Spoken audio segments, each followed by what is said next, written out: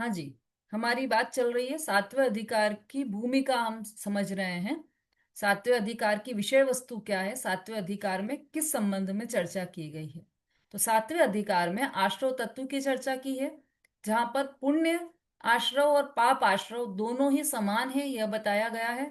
और मुख्यतया शुभ भाव या पुण्याश्रव की मुख्यता से ये पूरा सातवां अधिकार है। देखिए, भूमिका में थर्ड पैराग्राफ चल रहा है हमारा। धर्म की अपेक्षा से पुण्य पाप का एकत्व बताया है, मतलब दोनों ही धर्म नहीं है, इस अपेक्षा से पुण्य पाप एकत्व एक ही है। पुण्य पाप में विशेष नहीं अर्थात समानता है। जो ऐसा नहीं मानता वो मोह से आच्छन्न है और घोर अपार संसार में परिभ्रमण करता है। यह प्रवचन सार में कुंदकुंदाचार्य ने बताया है। आगे पढ़िए सुलेखा जी। जय जिनेन्द्र दीदी। उपयुक्त कारणों से आचार्य देव ने इस शास्त्र में पुण्य और पाप का एकत्व स्थापन करने के लिए उन दोनों का ही आश्रम में समावेश करके उसे लगातार छठवें और सातवें इन दो अध्यायों में कहा है। उसमें छठा अध्याय पूर्ण होने के बाद इस सातवें अध्याय में आश्रम अधिकार चालू रखा है और उसमें शुभाश्रम का वर्णन किया है। और पढ़िए। इस अध्याय में बतलाया है कि सम्यक दृष्टि जीव के होने वाले व्रत, दया, दान, करुणा, मैत्री इत्यादि भाव भी शुभ आश्रय हैं और इसलिए वे बंध के कारण हैं। तो फिर मिथ्या दृष्टि जीव के, जिसके यथार्थ व्रत हो ही नहीं सकते, उसके शुभ भाव, धर्म, संवर, निजरा या उसका कारण किस तरह हो सकता है? कभी हो ही नहीं सकता। इतनी बढ़िया बात बताई है। अभी तो हम यही मान रहे हैं कि जो हम व्रत दान दया करते हैं, हमने तो मंदिर में 5 लाख का दान दिया है, 2.5 करोड़ की बोली ली है, और तो हमको धर्म धुरंधर का उपाधि मिलना चाहिए समाज में, कि हमने तो 2.5 करोड़ की बोली ली है, सबसे बड़ी बोली बोली ली है। तो फिर धर्म सारथी मिले या कुछ भी ऐसी बड़ी उपाधि मिलना चाहिए, क्योंकि हम तो बहुत धर्मात्मा है और अंदर से अपने आप को धर्मात्मा ही समझते हैं, क्योंकि हमने इतना दान दिया, अच्छे भाव से दान दिया। तो हमने इतना दान दिया है तो हम धर्मात्मा ही हैं। अब यहाँ पर कह रहे हैं कि ये तो मिथ्या दृष्टि की बात है। सम्यक दृष्टि के भी जो दया दान पूजा व्रत होते हैं, वह भी शुभ भाव, वह भी संसार के कारण है, आश्रव के कारण है, बंध के कारण है, मोक्ष के कारण नहीं है। जब सम्यक दृष्टि के ही शुभ भाव आश्रव के कारण है, तो मिथ्या दृष्टि के तो शुभ भाव की तो बात ही बहुत दूर की हो गई, है ना। उसके शुभ भाव धर्म संवर निर्जरा या उसका शुभ भाव धर्म संवर निर्जरा या उसका कारण किस तरह हो सकता है, मतलब नहीं हो सकता। मिथ्या दृष्टि का जो शुभ भाव है वह न तो धर्म का कारण है, न संवर निर्जरा का कारण है, न मोक्ष का कारण है। अब प्रश्न। आगे पढ़िए ललिता जी। हाँ, प्रश्न। शास्त्र में कई जगह कहा जाता है कि शुभ भाव परंपरा से धर्म का कारण है, इसका क्या अर्थ है? उत्तर। सम्यक दृष्टि जीव जब अपने चारित्र स्वभाव से स्थिर नहीं रह सकते, तब भी राग द्वेष तोड़ने का पुरुषार्थ करते हैं, किंतु पुरुषार्थ कमजोर होने से अशुभ भाव दूर होता है और शुभ भाव रह जाता है। वे वे उस शुभ भाव को धर्म या धर्म का कारण नहीं मानते, किंतु उसे आश्रम जानकर दूर करना चाहते हैं। इसलिए जब यह शुभ भाव दूर हो जाए, तब जो शुभ भाव दूर हुआ उसे शुद्ध भाव शुद्ध भाव धर्म का परंपरा से कारण कहा जाता है। साक्षात रूप से यह भाव शुभाश्रय होने से बंध का कारण है, और जो बंध का कारण होता है वह संवर का कारण कभी नहीं हो सकता। अज्ञानी के शुभ भाव तो परंपरा अनर्थ अनर्थ का कारण का है। अज्ञानी तो शुभ भाव को धर्म या धर्म का कारण मानता है और उसे वह भला जानता है। उसे थोड़े समय में दूर करके स्वयं अशुभ रूप से परिणमेगा। इस तरह अज्ञानी का शुभ भाव तो अशुभ भाव का परंपरा कारण कहा जाता है, अर्थात वह शुभ तो दूर कर अब अशुभ रूप में परिणमता है। तब पूर्व का जो शुभ भाव दूर हुआ उसे अशुभ भाव का परंपरा से कारण हुआ कहा जाता है। 85 का एक गाथा 168 श्री जयसेनाचार्य कृत टीका। इसी हाँ, देखिए प्रश्न क्या है। शास्त्र में कई जगह कहा जाता है कि शुभ भाव परंपरा से धर्म का कारण है। आप तो कह रहे हो कि शुभ भाव आश्रव का कारण है, और शास्त्र में कहा है कि शुभ भाव धर्म का कारण है। तो फिर ये विरोधी बातें कैसे हुई, उसका उत्तर दे रहे हैं। सम्यक दृष्टि जीव जब अपने चारित्र स्वभाव में स्थिर नहीं रह सकते, तब भी राग द्वेष तोड़ने का पुरुषार्थ करते हैं, किंतु पुरुषार्थ कमजोर होने से अशुभ भाव दूर होता है और शुभ भाव रह जाता है। जो सम्यक दृष्टि जीव है, अपने आत्म स्वभाव में लीन होना चाहते हैं, लीन रहते हैं, लेकिन जब वह लीन नहीं रहते, तब क्या होता है कि बाहर में उन्हें जो राग द्वेष होता है उसको तोड़ने का पुरुषार्थ करते हैं, है ना। जैसे इसको उदाहरण में ऐसे समझ लो आप कि कोई सम्यक दृष्टि जीव है, जैसे भरत चक्रवर्ती का उदाहरण ले लो। तो भरत चक्रवर्ती है, तो वो मुख्यतया तो अपने आत्म स्वरूप में ही लीन होना चाहते हैं, उन्हें सबसे अच्छा वही लगता है, सबसे आनंददायी स्थान उन्हें अपना आत्म स्वभाव लगता है। लेकिन जब वह आत्म स्वभाव में स्थिर नहीं रह पाते उनकी पुरुषार्थ की कमजोरी से, तो वो बाहर आते हैं। तो बाहर आते हैं तो क्या करते हैं, कहाँ जाने का प्रयास करेंगे कि मुझे मंदिर जी जाना है, मुझे तीर्थ यात्रा पर जाना है ना। पूरे शुभ मतलब वो शुभ भाव में रहते हैं। देखो, राग द्वेष तोड़ने का पुरुषार्थ करते हैं। तो उसमें क्या होता है कि माता पिता से राग, घर गृहस्थी से राग, मकान से राग, ये सब तोड़ने का वो पुरुषार्थ करते हैं। तो क्या करते हैं कि मुझे घर गृहस्थी नहीं चाहिए, तो वो मंदिर जी जाते हैं, पूजा करते हैं, अधिक से अधिक समय धर्म में बिताते हैं। तो ये जो पुरुषार्थ किया ना, तो उनके शुभ भाव चल रहा है साथ में। जब आत्मा में लीन नहीं रह पाए, तब अशुभ भाव से बचने के लिए शुभ भाव में रहते हैं। उस शुभ भाव को धर्म या धर्म का कारण नहीं मानते, क्योंकि वो सम्यक दृष्टि ज्ञानी जीव है। तो वो समझते हैं कि ये तो बीच में एक, समझ लीजिए, एक स्टेशन आया है। मेरी मंजिल तो अपना आत्म स्वभाव है, लेकिन मैं अपने आत्म स्वभाव में नहीं रह पा रहा हूं, तो मुझे बीच में यहाँ पर देवशास्त्र गुरु के पास रहना है। क्योंकि देवशास्त्र गुरु के पास यदि रहते हैं, सच्चे देवशास्त्र गुरु के पास, तो उसमें चांस है कि अपनी आत्मा में हम वापस जा सकते हैं। लेकिन यदि घर गृहस्थी में आ गए, अशुभ भाव में आ गए, तो उसमें चांस नहीं है, चांस कम है। ठीक है। वे उस शुभ भाव को धर्म या धर्म का कारण नहीं मानते। वो अच्छी तरह से समझते हैं कि जो मैं ये पूजा कर रहा हूं, जो मैं ये व्रत कर रहा हूं, उससे धर्म नहीं होगा, वह धर्म का कारण भी नहीं है। पर उसे आश्रव जानकर दूर करना चाहते हैं। पर फिर भी बीच में यह आ गया है, मैं अपने आत्मा में स्थिर नहीं रह पाया, बीच में आ गया, मुझे इसको हटाकर वापस अपनी आत्मा में जाना है ना। सर्कस देखा है सबने, सबने देखा होगा सर्कस तो। जिसने लाइव नहीं देखा होगा तो टीवी पर देखा होगा। उसमें क्या होता है सर्कस में, यदि आपने गौर किया हो, तो ऊपर झूले पर लड़कियां झूलती हैं, है ना। हाँ, इधर से उधर झूलती है लड़कियां, उनको झुलाने वाला भी रहते हैं।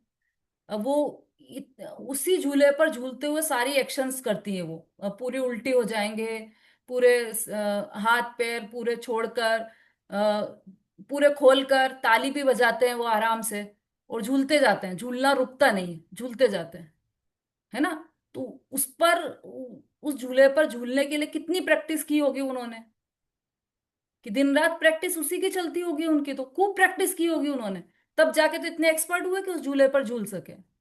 अब इतने प्रैक्टिस करने के बाद वो जब झूले पर झूल रहे हैं, तो जब झूले पर झूल रहे हैं तो नीचे जाल क्यों लगाया जाता है, अगर आपने देखा होगा तो वहां पर जाल लगा हुआ होता है एक बहुत बड़ा।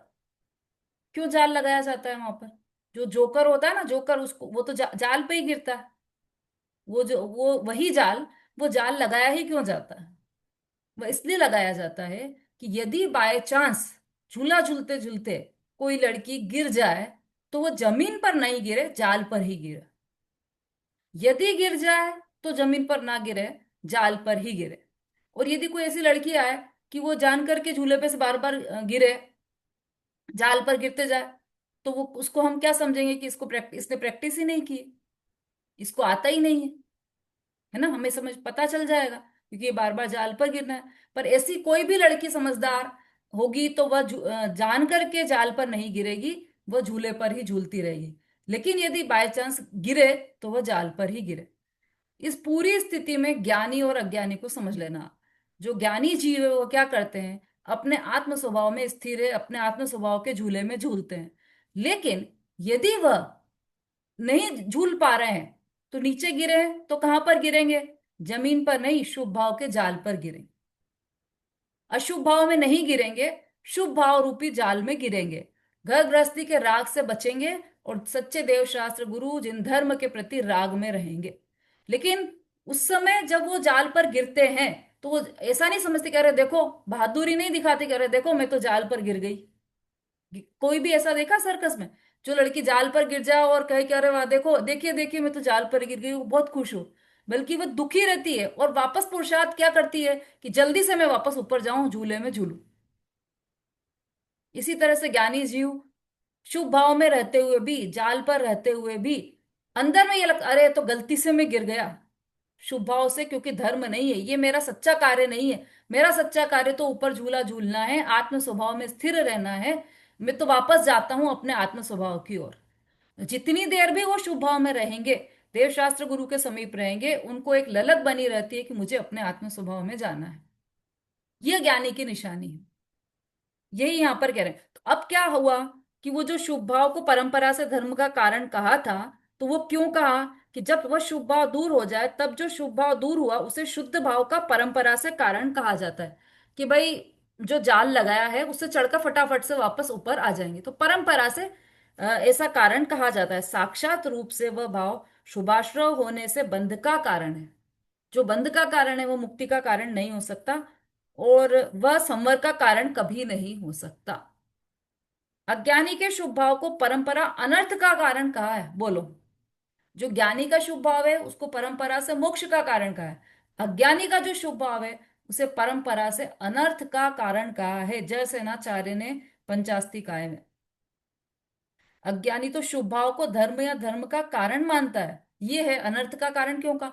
वही शुभ भाव जब ज्ञानी करे तो वह परंपरा से मोक्ष का कारण है, वही शुभ भाव जब अज्ञानी करे तो परंपरा से अनर्थ का कारण है। क्यों, क्योंकि दोनों की मान्यता में डिफरेंस है। उसका जो शुभ भाव है ज्ञानी का, वह अशुभ से बचने के लिए और वापस पुनः शुद्ध भाव में जाने के लिए है। लेकिन अज्ञानी का जो शुभ भाव है उसमें उसकी क्या मान्यता है, वह तो अज्ञानी तो शुभ भाव को धर्म या धर्म का कारण मानता है, ज्ञानी जी उसको धर्म का कारण नहीं मानता। और अज्ञानी उसे भला जानता है, उसे थोड़े समय में दूर करके स्वयं अशुभ रूप से परिणमेगा। देखो ये नियम है कि जीव कभी भी एक भाव में ज्यादा देर नहीं टिकता है। शुभ भाव में होगा तो थोड़ी सी देर बाद अशुभ भाव में आना ही है, अशुभ में है तो फिर थोड़ी सी देर बाद शुभ भाव में आना ही है। तो ये कंटिन्यू चलते हैं, शुभ अशुभ भाव, शुभ अशुभ भाव, ये कंटिन्यूटी में चलते रहते हैं, है ना, जब तक शुद्ध भाव नहीं हो। जब शुद्ध भाव हो जाएगा तब वो भी आएगा।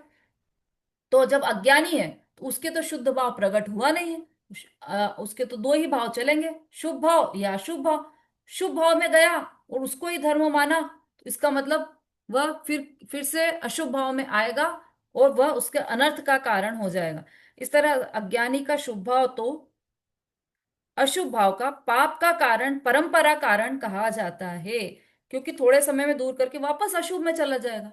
और अशुभ से क्या होगा, अशुभ भाव में क्या होगा, चारों गतियों में परिभ्रमण होगा, संसार बढ़ेगा।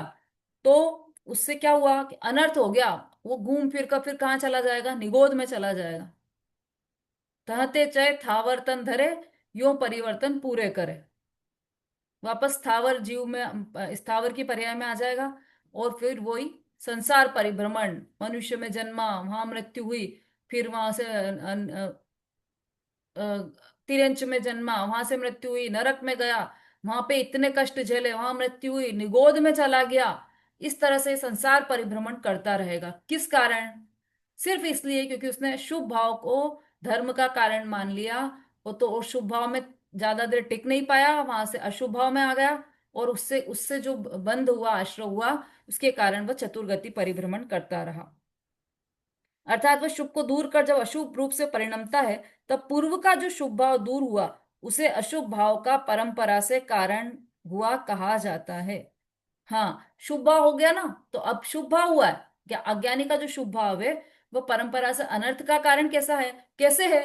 क्योंकि उस शुभ भाव के बाद अशुभ भाव आना ही आना है निश्चित रूप से, इसलिए वह शुभ भाव परंपरा से अनर्थ का कारण है। इतनी भूमिका लक्ष्य में रखकर इस अध्याय के सूत्रों में रहे हुए भाव बराबर समझने से वस्तु स्वरूप की भूल दूर हो जाती है। ये तो भूमिका बताई है अभी, पर इस भूमिका को अच्छी तरह से समझ लेना। मन में कहीं भी ये कचास ना रहे कि शुभ भाव धर्म का कारण है। ये पूरा अच्छी तरह से हमें समझ में आ जाना चाहिए कि शुभ भाव आश्रव का कारण है, क्योंकि पूरा अध्याय ही शुभ आश्रव के लिए समर्पित किया गया है यहाँ पर। तो इस तरह से हमने देखा, ये 7वें अध्याय की भूमिका थी, है ना। अब ये जो 7वां अध्याय हमारा प्रारंभ होने वाला है, इसमें कितने सूत्र हैं? किसी किसी ने तो देख भी लिए होंगे अभी तक कि क्या विषय चलने वाला है हमारा। कोई कोई लोग रहते हैं ऐसे अलर्ट।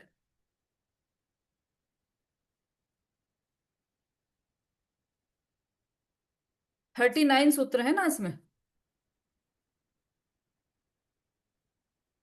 39 सूत्र है, ठीक है। बेटा मैं समझ में नहीं आ रही थी थोड़ा सा। क्या समझ में नहीं आया? बोलिए। जी जय जी, जैसे अपन तो अज्ञानी है, तो अज्ञानी तो शुद्ध भाव कर ही नहीं सकता, शुभ और अशुभ ही चलता रहता है।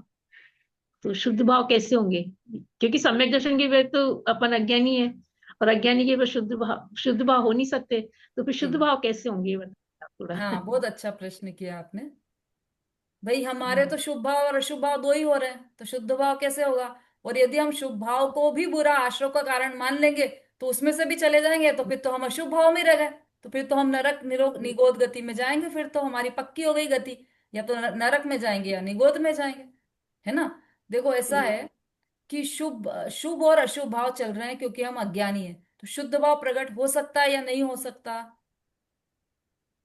हो सकता है दीदी, हो सकता है हो ना। सकता है। हाँ, तो वो हाँ। उसी के प्रयास के लिए हम सब ये जो हमारी बात चल रही है, शुद्ध भाव को प्रकट करने के लिए ये सारी बात चल रही है। कैसे प्रकट होगा शुद्ध भाव? क्योंकि हमने तो शुभ भाव को ही धर्म का कारण मान लिया, तो शुद्ध भाव प्रकट होने का स्थान ही नहीं बचा। पहले तो हमें श्रद्धा में ये समझना पड़ेगा कि जो शुभ भाव है वह आश्रव का कारण है। पहले तो मान्यता ठीक करनी पड़ेगी हमें, कि हम जो अनादि से ऐसा मान रहे हैं, इतने दिनों से हम ऐसा मान रहे थे कि जो हम पूजा पाठ कर रहे हैं उससे ही हमें मोक्ष हो जाएगा। पहले तो उस पर रोक लगानी पड़ेगी, उसमें समझना पड़ेगा कि ये पूजा पाठ, ये व्रत तप, ये कुछ भी मोक्ष का कारण नहीं है। तो मोक्ष का कारण क्या है? कि शुद्ध भाव मोक्ष का कारण, तो वो तो हमें प्रकट ही नहीं। तो इसीलिए तो कह रहे हैं कि वो प्रकट करो।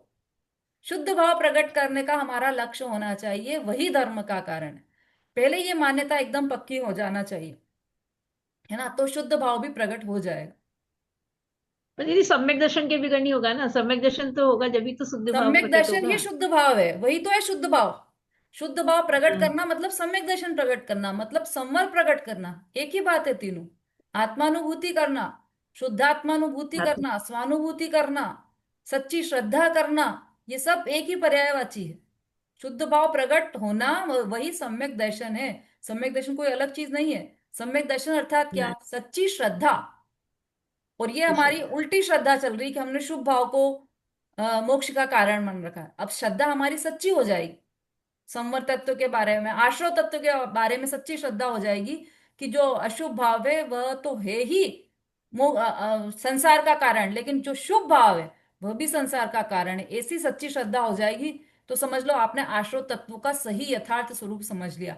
और यदि एक तत्व का आपने सच्चा स्वरूप समझा, तो सातों तत्वों का सच्चा स्वरूप समझ लिया। और सातों तत्वों का सच्चा स्वरूप समझ लिया तो सम्यक दर्शन हो गया, कुछ भी नहीं बचा फिर तो। ठीक है। यही करना ठीक है है हमें दीदी, तो। प्रयास करेंगे दीदी। हाँ जी। हाँ बोलिए, संगीता जी। दीदी, काफी टाइम मिल गया था तो मैंने 3 सूत्र याद किए हैं। थोड़ा सा पढ़ा भी था। अच्छा, बोलिए। तो 3 सूत्र याद कर। हिंसा नृत स्तेहा ब्रह्म परिग्रह्यो व्रति व्रतम हम्म। और देव सर्वतो अणु महति तत्स्य यथार्थ भावना पंच पंच। हम्म। बहुत अच्छा, याद तो कर लिया आपने, लेकिन अर्थ क्या है इसका वो हम रोज समझेंगे। अभिलाषा जी बोलिए। दीदी, जय जिनेन्द्र दीदी, एक क्वेश्चन पूछना था। जैसे आपने बोला शुभ भाव हम्म। से कुछ नहीं होगा, मतलब अपन फिर चारों गति में भ्रमण करेंगे। लेकिन दीदी, शुभ भाव अशुभ भाव से तो अच्छे है ना? हाँ हाँ, वो इसीलिए जाल वाला उदाहरण दिया है ना। अशुभ भाव से अच्छा है कि नहीं? जाल से जमीन पे गिरने से तो अच्छा ही है, जाल जाल पे गिर रहे हैं हम, है ना। पर क्योंकि प्रयास ये शुभ होना भाव से चाहिए। शुद्ध भाव, शुभ भाव से शुद्ध भाव तक तो पहुंच सकते हैं, लेकिन अगर यही मान कर ले अशुभ में पड़े हम्म। रहें तो फिर शुद्ध भाव तक कैसे पहुंचे? बस बस, बहुत अच्छा प्रश्न किया आपने। इस प्रश्न पर तो पूरा पुण्य पाप एकत्व द्वार बन गया है, इसी प्रश्न पर बना है कि भाई अशुभ से तो, अशुभ से बचने के लिए शुभ तो करेंगे, हम शुभ को भी है मान लेंगे, तो फिर हम तो बिल्कुल ही ऐसा अशुभ में ही चले जाएंगे, हिंसा झूठ चोरी कुशील परिग्रह करने लग जाएंगे।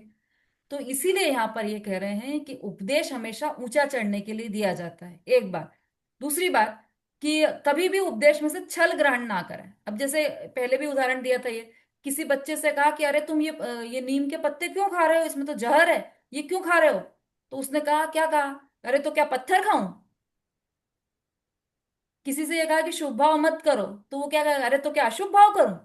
पर अशुभ भाव के लिए नहीं कह रहे हैं, उपदेश ऊंचा चढ़ने के लिए दे रहे हैं। आप शुभ भाव को उपादेय मानकर उसको खा रहे हो, उसमें रह रहे हो, उसकी बजाय ये समझो कि ये शुभ भाव भी है शुद्ध भाव उपादेय। तो लक्ष्य तो वहां का रखो। अब लक्ष्य आप वहां का रखोगे तो ऑब्वियसली आपको अशुभ भाव तो चले जाएंगे और शुभ भाव ही चलेंगे, करना नहीं पड़ेंगे। लक्ष्य। जो मुनिराज हैं, मुनिराज तो अच्छी तरह से जानते हैं कि शुभ भाव है वह आश्रव का कारण, वह मोक्ष का कारण नहीं। तो फिर वो महाव्रत का पालन क्यों करते हैं, 28 मूल गुणों का पालन क्यों करते हैं? वो तो अभी इसी आश्रव में, इसी अधिकार में बताएंगे कि 28 मूल गुण का पालन करना आश्रव है। तो फिर मुनिराज आश्रव क्यों कर रहे हैं? कि वो करते नहीं है, उनके सहज हो जाते हैं। और कब होते हैं? जब वह आत्म स्वरूप में लीन नहीं रह पाते, तब वो उनके साथ में 28 मूल गुण चलते हैं। तो सहज होते हैं, करना नहीं पड़ता उनको। ये नहीं अरे भाई मैं शुभ भाव में आ जाऊंगा तो फिर क्या होगा, मैं तो अशुभ शुभ भाव को तो हे मान रखा है मैंने, तो मैं इसमें कैसे आऊं? कि आपको आएगा ही वह भाव सहज रूप से ही, है ना। अभी जितने भी मुमुक्षु हैं उन्होंने सबने ये सुन रखी है ये बात कि शुभ भाव है। गुरुदेव स्वयं कहते थे शुभ भाव है। अब गुरुदेव का जीवन जाकर देख लो आप, कि उन्होंने शुभ भाव है तो उन्होंने तो अपने जीवन में कभी भी पूजा नहीं की होगी, कभी कोई उपवास नहीं किया होगा, कभी कोई तीर्थ यात्रा नहीं की होगी, कभी कोई पंच कल्याणक नहीं किया होगा, कुछ भी नहीं किया होगा। वो तो फिर अशुभ में चले गए होंगे, क्योंकि वो तो शुभ को है मान रहे हैं ना। अब आप स्वयं उनका जीवन चरित्र देख लो, उसमें है, यूट्यूब पर सब मिल जाएगा। आप गुरुदेव का जीवन जी। कैसा था पूरा वहां पर बता देंगे कि सुबह उठकर 2 घंटे वो अपना स्वाध्याय करते थे, 4 बजे उठने के बाद अपना स्वतंत्र स्वाध्याय करते थे, फिर पूजन प्रक्षाल, मंदिर जी में प्रवचन, फिर भोजन, फिर स्वाध्याय। मतलब उनको पूरा जीवन देखो आप, तो क्या स्वाध्यायमयी जीवन है उनका। क्या जरूरत थी उनको ऐसा करने की? वो तो शुभ भाव को हे मान रहे थे ना। कि जो शुभ भाव को देखो, अभी समय सार की भी आप गाथा पढ़ोगे तो, चलो अभी तो समय हो गया है, कल बताऊंगी मैं इसके बारे में। पूरे मतलब जितने भी ग्रंथ हैं, आप कहीं भी ढूंढ लो जहां पर पुण्य पाप एकत्व द्वार हो, या जो समय सार नाटक हो बनारसीदास जी का, या समय सार हो, कहीं पर भी आप देख लो जहां पर पुण्य पाप के बारे में, आश्रव के बारे में चर्चा आएगी, तो वहां पर उदाहरण सहित आपको ये समझा दिया जाएगा कि पुण्य को केवल हेय मानना है। ऐसा नहीं कह रहे कि पुण्य छोड़ दो आप, वो छूटेगा ही नहीं, कहने से क्या हो जाएगा, छूटेगा ही नहीं, सहज ही आपकी भूमिका में आएगा। शुभ भाव आपकी भूमिका में सहज आएगा। क्यों? क्योंकि उपदेश तो ऊंचा चढ़ने के लिए दिया है, नीचे उतरने के लिए नहीं दिया है। ऐसा ना, जैसे चौथी सीढ़ी है, तो उसे चौथी बच्चे को सिखाया कि चौथी सीढ़ी से 5वीं सीढ़ी पर चढ़ो, है ना। चौथी सीढ़ी छोड़ दो। नहीं, मैं यहाँ से चढ़ूंगा तो गिर जाऊंगा। नहीं, तुम छोड़ो, चौथी सीढ़ी छोड़ो, तुमको पांचवी सीढ़ी पर चढ़ना है। तो बच्चा क्या कहता है कि मैं चौथी सीढ़ी छोड़ दूंगा तो मैं तो तीसरी पर आ जाऊंगा, मैं तो नीचे गिर जाऊंगा। अरे नीचे गिरने के लिए नहीं कह रहे हैं, ऊपर चढ़ने के लिए कह रहे हैं। जो छोड़ने का कहा है वो ऊपर चढ़ने के लिए छोड़ने का कहा है, नीचे गिरने के लिए नहीं कहा है।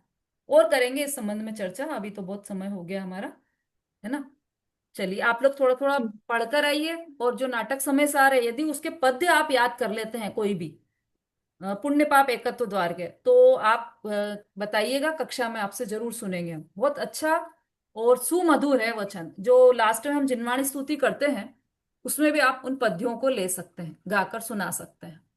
बहुत अच्छी, राग भी बहुत अच्छी है उसकी। हाँ, जिनवाणी स्तुति कोई लेना चाहे तो जल्दी से ले सकते हैं।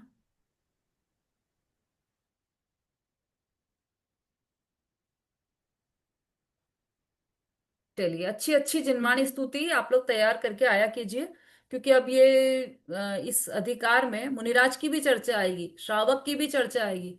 तो आप मुनिराज संबंधी भी कोई भी ले सकते हैं, जिनवाणी संबंधी भी कोई ले ही सकते हैं। चलिए, जावाणी के ज्ञान से सूझे लोकालोक, सुवाणी मस्तक नमो सदा देत हूँ ढोक। बोलिए जिनवाणी माता की जय। महान जैन धर्म की जय हो। आचार्य उमा स्वामी की जय। जय हो, जय हो। सभी जय हो। को जय जय। जय जिनेंद्र। सभी को जय जय जिनेंद्र। जय जय सभी को। जय जिनेंद्र दीदी, जय जिनेंद्र सभी को। जय जय। जिनेन्द्र।